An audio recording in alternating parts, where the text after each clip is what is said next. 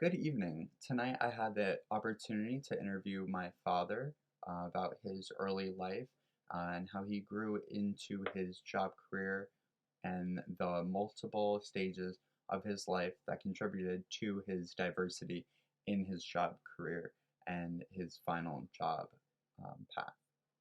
So we're going to begin on the early years of my father's life, which we're going to begin in high school. He went to Newton High School in Newton, New Jersey, northern New Jersey. He graduated in 1985. From there, he was an advanced student when he graduated high school.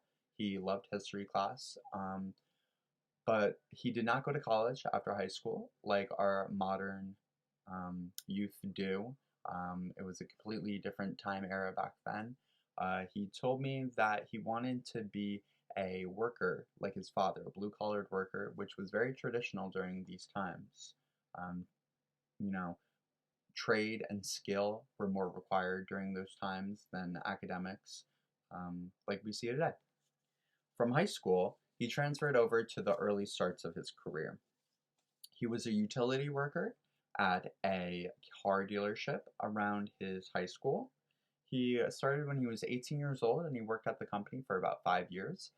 Within the car dealership, he worked as utility, parts counter person, and delivery driver as well. That parts part is where you'll see his career fully take off. He was offered to join the army and be drafted into the Vietnam War, but he took a test, an aptitude test, and failed. He was not physically able to go into the military at that time. The full-time position rate was $8 an hour at the car dealership. Um, for a full-time position, that's shocking to us today, as we are looking at $15 an hour for a minimum wage job. Things were a lot different back then, and the value of money was also substantially different. The company was bought out that he was working at, the car dealership, and they decided to come in and clean house. From there, my father was diagnosed with Hodgkin's lymphoma cancer. That impacted his work career by a lot. He lost time at work, lost his drive for work. Um, but his next job after the car dealership, when he was diagnosed with the cancer, was at G&H Equipment, which sold heavy duty equipment for construction and also residential tractor and farming equipment. They were very compliant with his cancer diagnosis and actually allowed him to stay on, and he was able to work even with the diagnosis um, when he was able to. And I think that was really great of the company to do. From there, my father worked at the G&H company in 1990. He was a parts position counter worker. He was 23 years old when he started that position, and he worked with that company with a full 20 years. He was making $10 full time at that position. It was growing. The pay rate was growing. The company was growing, and within that career, he worked with a lot of parts, a lot of heavy duty equipment, excavators, just really big equipment that helped the local community with their needs. From there, the company did get bought out again, second time in my father's life where a company had come in and bought out the company. Um, the new company decided to take over and they did not agree with the direction of the old company and cleaned house and fired everyone again. So my father did lose his job then. He then moved into a full-time position, a little farther from where his job was before, but kind of the same working environment, just less construction. He was hired at Hudson River Tractor, which focused on residential and company farming and grass cutting needs.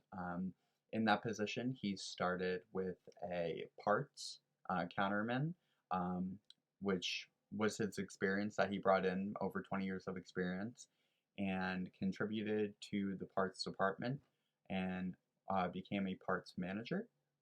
From there, the company showed needs in the shipping department because employees were leaving. So, with my dad's great work drive, he switched jobs and or positions with the company and moved over to the shipping and handling department that would receive the parts um, and then would be able to sell to the customers. He had a direct line in that job to shippers and suppliers all around the world, including Italy, Germany, Israel, etc. From there, the company was bought out, but this time did not wipe and clean out house.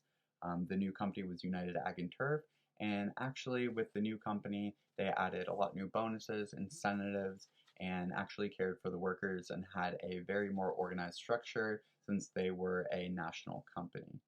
Um, Throughout the years, he's worked with John Deere from ever since he started at the G&H company in after the car dealership, and that was my father's experience. From what I learned from him was that um, it's good to be a hard worker. At the end of the day, a hard day at work, really is satisfying, and you help a lot of people that way. And you don't need higher education to actually make a living and be successful in your own way. So um, I was grateful that I got a chance to interview him and learn a little bit more about him. And I hope this helps you guys figure out your career path and how dedication in the workplace can actually lead you to a great life.